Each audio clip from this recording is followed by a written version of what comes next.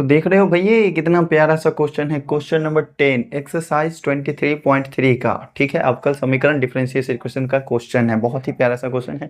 Question में कहता क्या है, सत्यापित करें कि y equal to e to the power x into a cos x plus b sine x. ये अपने पास इस अवकल समीकरण का हल दिया हुआ है। कहता है कि ये चीज जो है ना, अवकल समीकरण d two y upon d x two minus two y d y by d x plus two y equal to zero का हल है। ये चीज आपको सिद्ध कर देना, मतलब क्वेश्चन और आंसर आपके नजर के सामने। तो आज की वीडियो में हम इन्हीं सारे क्वेश्चंस को देखेंगे। 10 नंबर क्वेश्चन से आगे बढ़ेंगे। जितने क्वेश्चन हो पाते हैं आज की वीडियो में सॉल्व, उतने क्वेश्चन को सॉल्व करेंगे बड़े ही प्यारे तरीके से। ठीक है, कोई भी डाउट छोड़ना ही नहीं है वीडियो में, हर एक डाउट को क्लियर कराते हुए चलेंगे। ठीक है, तो अगर चैनल पे आए हो पहली बार तो चैनल को सब्सक्राइब कर लेना, क्योंकि वीडियो सब पसंद आने ही वाला है। तो वीडियो को लाइक भी कर लेना। देखो इस क्वेश्चन को सॉल्व कैसे करना है, तो जो भी अपना हल है ना, जो भी अपना आंसर होता है दिया हुआ हल, उसको पहले लिखो और उसका डेरिवेटिव कर करके आप उस आंसर को लाओ। ठीक है, क्वेश्चन को लाओ। अपना हल क्या चीज दिया हुआ है, y equal to e to the power x और into a cos x plus b sine x. ठीक है, इस तरह का अगर इक्वेशन आता है e to the power x के साथ, तो आपको पता है कि e to the power x का डेरिवेटिव करो या इंटीग्रेशन करो, सेम वही चीज आने वाला है। तो आप इस चीज को क्या करिए, समीकरण एक मान लीजिए। हो सकता है आगे जरूरत पड़े या फिर ना पड़े। ठीक है, अगर हमको dy बाई डी एक्स या d two y by d x two लाना है, मतलब एक बार डेरिवेटिव या दो बार डेरिवेटिव करना, तो डेरिवेटिव ही है। हम क्या करेंगे, x के सापेक्ष अवकलन करेंगे। x के सापेक्ष डेरिवेटिव, x के सापेक्ष अवकलन करने पर, ठीक है, x के सापेक्ष अवकलन करने पर क्या बनेंगे, इधर ध्यान देना, y का डेरिवेटिव क्या हो जाएगा, dy upon d x equal to, अगर इस वाले टर्म का हम डेरिवेटिव करते हैं तो u इंटू भी रूल लगेगा, क्योंकि यहाँ पर दो फंक्शन गुना में है, एक तो e to the power x और एक ये पूरा। ठीक है, तो इसको गुना में रख के इसका डेरिवेटिव करो, फिर इसका गुना में रख के इसका डेरिवेटिव करो। अगर हम e to the power x को गुना में रखते हैं, इस पूरे टर्म का डेरिवेटिव करते हैं, तो cos का माइनस साइन हो जाएगा, तो ये हो जाएगा माइनस ए साइन एक्स। ठीक है, प्लस v गुना में रहेगा साइन का डेरिवेटिव cos x। ठीक है, फिर प्लस, अब इस टर्म को गुना में रखो और इसका डेरिवेटिव करो, तो क्या गुना में रखेंगे, a cos x और प्लस b sin x, इसको हम गुना में रख लेते हैं और e to the power x का डेरिवेटिव करेंगे, e to the power x ही होगा। ठीक है, अब चलो यहाँ से हम आगे बढ़ते हैं। a cos x और b sin x e to the power x, ये पूरा का पूरा किसके बराबर है, y के बराबर है, और हमको y तो लाना ही है। चलो हम क्या करते हैं, इसको y लिख लेते हैं, इसको y। चलो हम एक काम करें, करना क्या है, dy बाई डी एक्स ये चीज़ है।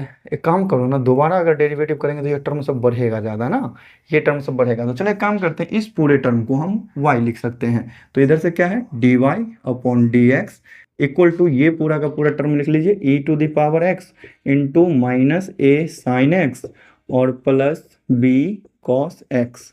ठीक है, और ये जो y है, इस पूरे टर्म को आप y लिख लीजिए।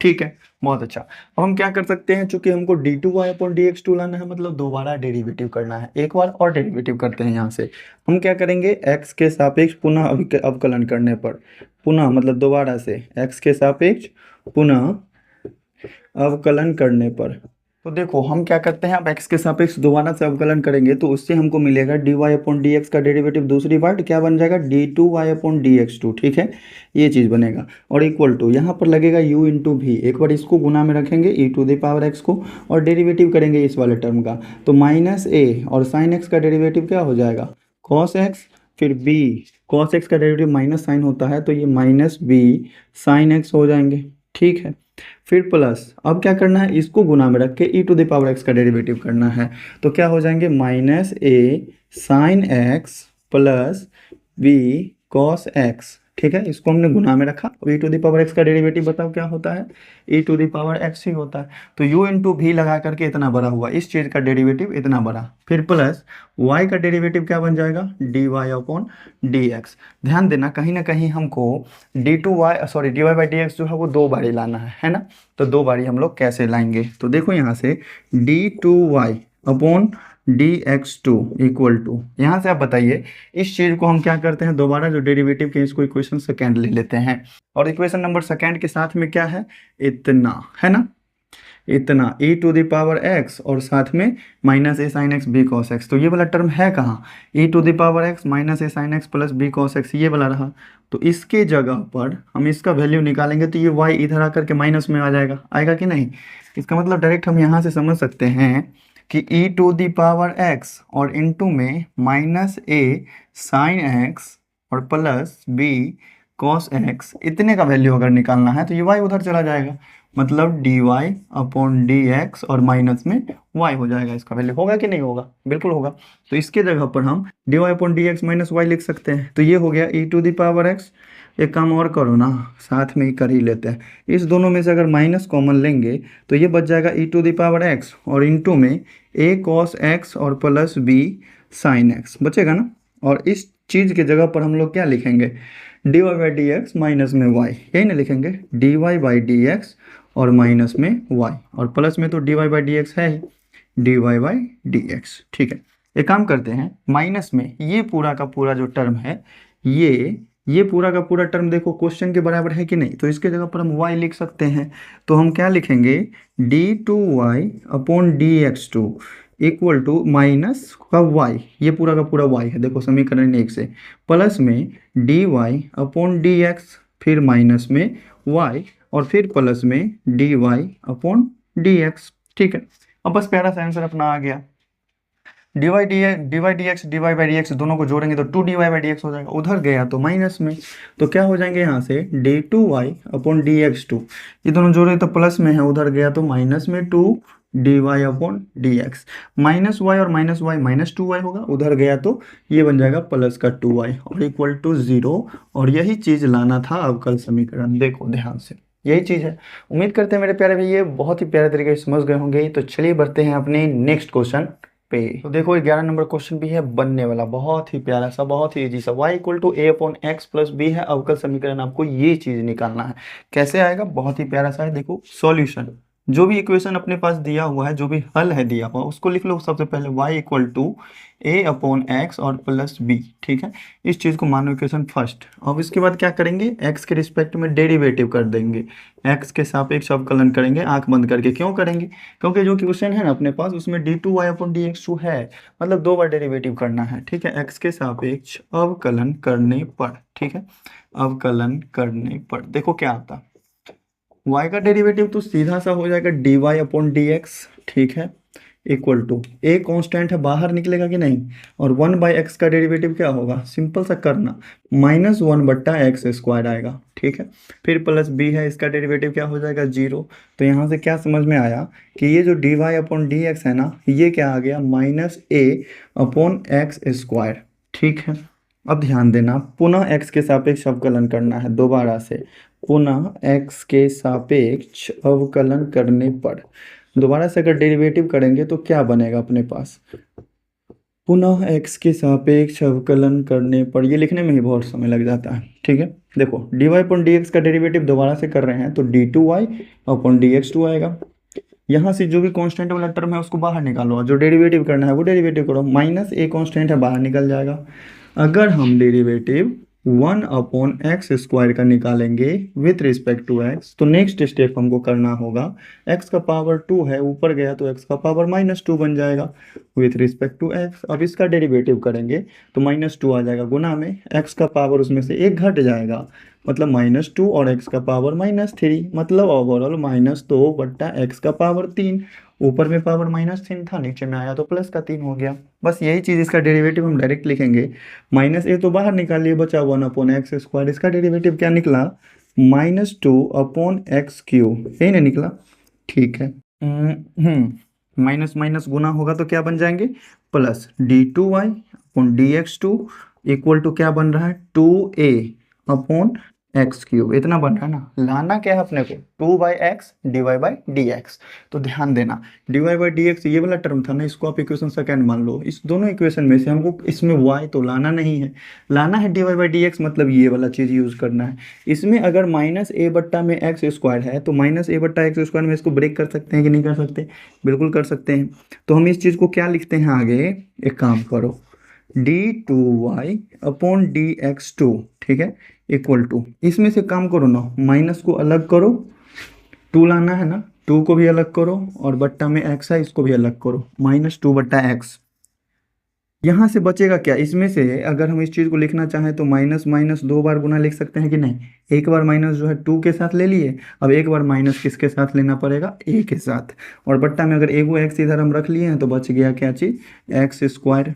बचेगा कि नहीं बचेगा, ऐसा इसीलिए कि इक्वेशन नंबर सेकेंड जो है यही चीज़ है। अब इस चीज़ की जगह पर हम dy/dx लिख सकते हैं ना, तो क्या बन जाएगा ये d2y/dx2 इक्वल टू -2/x और dy/dx।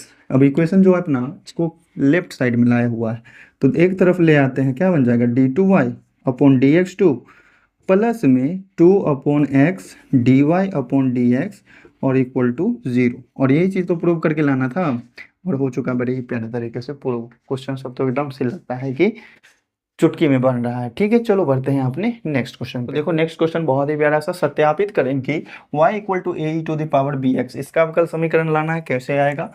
बहुत ही प्यारा सा क्वेश्चन है। देखो जो भी इक्वेशन होता है हमारे पास इक्वेशन का हल, उसको हम सबसे पहले लिखते हैं y इक्वल टू ae⁴bx, इसको मानेंगे इक्वेशन फर्स्ट, और फिर इसके बाद एक बार डेरिवेटिव करेंगे। तो अगर हम डेरिवेटिव करते हैं तो y का डेरिवेटिव बन जाएगा dy/dx और इक्वल टू इसका डेरिवेटिव बनेगा, a कांस्टेंट बाहर में आ जाएगा, e⁴bx का डेरिवेटिव e⁴bx ही होगा, लेकिन x का गुणांक है b, तो b से गुना करना होगा। ये अपना रहा दोबारा डेरिवेटिव। अब इसके बाद हमको जो इक्वेशन लाना है d2y/dx2 के टर्म में लाना है, तो फिर से एक बार डेरिवेटिव करना होगा। तो चलो हम फिर से डेरिवेटिव करते हैं। तो अगर हम दोबारा डेरिवेटिव करेंगे तो dy/dx का डेरिवेटिव क्या बन जाएगा, d2y/dx2 equal to a b constant है बाहर रहेगा, e⁴bx का डेरिवेटिव e⁴bx ही होगा, लेकिन x का गुणांक है b, तो b से गुना करेंगे तो फिर से b² बन जाएगा, और इसका डेरिवेटिव इतना ही हो जाएगा। ठीक है, ये हो गया समीकरण 3 अपने पास। लेकिन ये जो लाना है ना, ये dy/dx का स्क्वायर लाना है, dy/dx का स्क्वायर। तो ध्यान देना यहाँ से ए बी e⁴bx हाँ, dy/dx का स्क्वायर कैसे आएगा भाई, ये बहुत ही प्यारा सा दिक्कत है। चलो देखो हम करते हैं, लाने का कोशिश करते हैं। ठीक है, e⁴bx तो देखिए अपने पास जो इक्वेशन में लाना है 1/y है, कहीं पर 1/y दिख रहा है क्या, नहीं ना दिख रहा है। तो हम क्या करते हैं, d2y/dx2 लिख करके अपना मन से y से गुना और भाग करते हैं। ठीक है, तो 1/y हमने किया, मतलब y से भाग दिया और y से गुना भी कर दिया, क्या हो गया ab² इंटू a⁴bx। ठीक है, चूंकि हमको ये वाला y नहीं लाना है, तो इस y का वैल्यू यहाँ से पुट करो, कहाँ से, समीकरण 1 से। तो क्या लिखेंगे हम, d2y/dx2 और इक्वल टू क्या हो जाएंगे 1/y, और इस y का वैल्यू रखेंगे ae⁴bx, ae⁴bx, और इसके गुना में क्या रहेगा, ये वाला चीज ab² e⁴bx। ठीक है, ये चीज हमने कहाँ से लिखा, ये लिखा हमने समीकरण 1 से। ठीक है, इक्वेशन नंबर फर्स्ट से। ठीक है, और यहाँ क्या किए हैं, y से गुना और भाग किए हैं, y से गुना और भाग। ठीक है, जो भी चीज़ हमने किया है उसको ब्रैकेट में लिख देंगे आगे, y से गुना और भाग करने पर। ठीक है, y से गुना और भाग किया हमने तो ये चीज़ आया, और फिर y का वैल्यू रख दिए समीकरण 1 से, तो ये चीज़ आया। अब देखो बहुत ही प्यारे तरीके से सॉल्व हो जाएगा। जो भी चीज़ अपने पास उसको लेफ्ट साइड वाले को सेम लिख देते हैं, d2y/dx2 और इक्वल टू इधर 1/y बच रहा है, उसको बचा कर भी रखना है, तो 1/y हमने लिख दिया। a और a का गुना होगा तो ये क्या बन जाएगा, a², b² तो अकेला ही है तो ये हो गया b², और e⁴bx गुना होगा तो e⁴bx का स्क्वायर हो जाएगा कि नहीं होगा, तो e⁴2bx हम लिख सकते हैं इस चीज़ को पूरा। अब ये तीनों चीज़ जो है, ये भी क्या है, e⁴bx का स्क्वायर है, ये a का स्क्वायर है, ये b का स्क्वायर है। अगर हम पूरा ओवरऑल लिखना चाहेंगे होल स्क्वायर, तो हम लिख सकते हैं d2y/dx2 इक्वल टू 1/y, और इनटू में इसको हम लिख देते हैं a और b और e⁴bx, इस चीज़ का स्क्वायर। ठीक है, ध्यान देना ए बी e⁴bx क्या है, dy/dx है, तो इसके जगह पर हम dy/dx लिख सकते हैं। ये क्या है अपने पास, d2y/dx2 और इक्वल टू 1/y, और ये क्या है अपने पास, dy/dx का होल स्क्वायर। ये चीज़ हमने कहाँ से लिखा, ये चीज़ हमने लिखा समीकरण 2 से। ठीक है, सेकेंड वाला इक्वेशन से, चूंकि यहाँ हमको पता है कि ये dy/dx के बराबर है। बस यही चीज़ तो लाना था और यही चीज़ था प्रूव करना, प्रूव भी हो चुका है।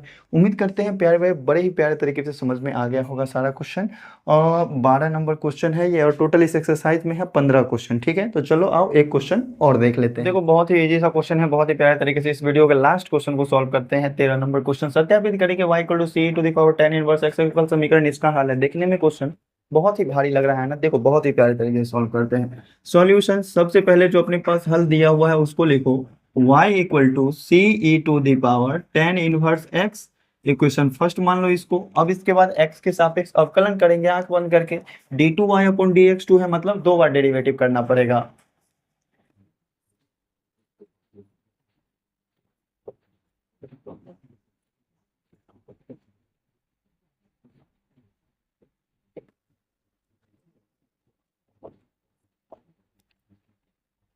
तो अगर हम x के सापेक्ष अवकलन करते हैं इसका डेरिवेटिव तो क्या बनेगा अपने पास, ध्यान देना, इसका डेरिवेटिव थोड़ा सोच समझ करके करना होगा। y का डेरिवेटिव बनेगा dy/dx और इक्वल टू c कांस्टेंट है, गुना में रहेगा, गुना में रहने दो, e⁻tan इनवर्स x का डेरिवेटिव। चलो हम इसको थोड़ा डिटेल में सॉल्व करते हैं। Derivative of e⁻tan inverse x, और एक्सपोनेंशियल फंक्शन कहता है कि हमारा डेरिवेटिव हमारे पावर के रिस्पेक्ट में होना चाहिए। अगर e⁻x है तो उसका डेरिवेटिव x के रिस्पेक्ट में होगा। e का पावर क्या है, tan इनवर्स x, तो इसका डेरिवेटिव tan इनवर्स x के रिस्पेक्ट में होगा।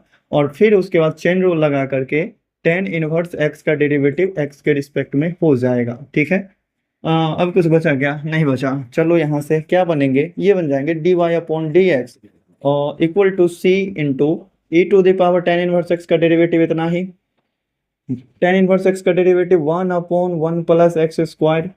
ठीक है, ब्रैकेट बंद कर दो। ठीक है, अब देखो यहाँ से ध्यान देना, e⁻tan inverse x, c e⁻tan inverse x किसके बराबर है, y के बराबर, लेकिन हमको तो y लाना नहीं है, लाना है d2y/dx2। एक काम करो, इसको हम 1/x², इसको हम इधर ले आते हैं, डिवाइड में है ना, चाहे एक बार लिख लो ना सान, लेकिन ले ही आओ। 1 + x² इधर आएगा तो dy/dx और इंटू में 1 + x² गुना में आ जाएगा, इधर भाग में था इधर गुना में आ गया, और इक्वल टू यहाँ क्या बचेंगे, c e⁻tan इनवर्स x, फिर से वही चीज बचा जो चीज अपने पास y था। ठीक है, एक काम करो, इस चीज को हम क्या करते हैं, y लिख लेते हैं, कहाँ से, समीकरण 1 से। c e⁻tan इनवर्स x है ना, ये पूरा का पूरा क्वेश्चन ही y लिख लेंगे तो थोड़ा डेरिवेटिव आसान हो जाएगा। dy/dx और इंटू में 1 + x² और इक्वल टू y। इस चीज को मानिए आप इक्वेशन सेकंड। ठीक है, इक्वेशन सेकंड क्या मानना आपको, यहाँ पर लिखो ना कि समीकरण 1 से हमने लिखा है इस चीज को, कहाँ से, समीकरण 1 से। समीकरण 1 से हमने इस पूरे टर्म को क्या लिखा, y। अब यहाँ से हम क्या करेंगे, दोबारा से डेरिवेटिव करेंगे, तो उसके बाद क्या होगा, देखो दोबारा से डेरिवेटिव करते हैं, पुनः पुनः x के सापेक्ष अवकलन करने पर दोबारा से डेरिवेटिव करेंगे तो dy/dx, यहाँ देखो dy/dx तो वो है ही, और साथ में 1 + x² है, u इंटू वी रूल लगेगा ना, एक बार इसको गुना में रखते हैं, dy/dx को गुना में रखते हैं तो इसका डेरिवेटिव करना पड़ेगा, 1 + x² का डेरिवेटिव क्या बन जाएगा, 2x, फिर प्लस, अब एक बार इसको गुना में रखो, 1 + x² को गुना में रखते हैं और dy/dx का डेरिवेटिव करेंगे तो ये बन जाएगा d2y/dx2 इक्वल टू, इधर है y का डेरिवेटिव करो तो dy/dx बन जाएगा। एक काम करो, जो भी टर्म है अपने पास सबको बाएं साइड में ले आओ, क्योंकि बराबर में जीरो लाना है, दाहिने साइड में कुछ नहीं है। d2y/dx2 वाला को सबसे पहले लिख लो 1 + x² और d2y/dx2। ठीक है, इस वाले को फिर लिखो प्लस में dy/dx और इंटू में 2x, और ये वाला चीज इधर आएगा तो माइनस में dy/dx और इक्वल टू 0। इस दोनों में से dy/dx कॉमन आएगा, क्या बचेंगे, 1 + x² d2y/dx2 प्लस, इस दोनों में से क्या कॉमन आया, dy/dx। देख लो अपने पास जो इक्वेशन है उसमें कैसे लिखा हुआ है, पहले लिखा हुआ है, तो यहाँ से 2x बच जाएगा, यहाँ से माइनस में 1 बच जाएगा। एक काम करो, 2x और -1 पहले लिख लेते हैं, कॉमन हम क्या लिए थे, तो dy/dx और इक्वल टू 0। ये चीज था प्रूव करना। आज के सेशन में हुआ टोटल 4 क्वेश्चन सॉल्व, और इस चारों क्वेश्चन को समझने में अगर कहीं पर भी किसी तरह का डाउट छूट गया होगा तो कमेंट करके एक बार जरूर बता देना। चलो मिलते हैं फिर नेक्स्ट वीडियो में।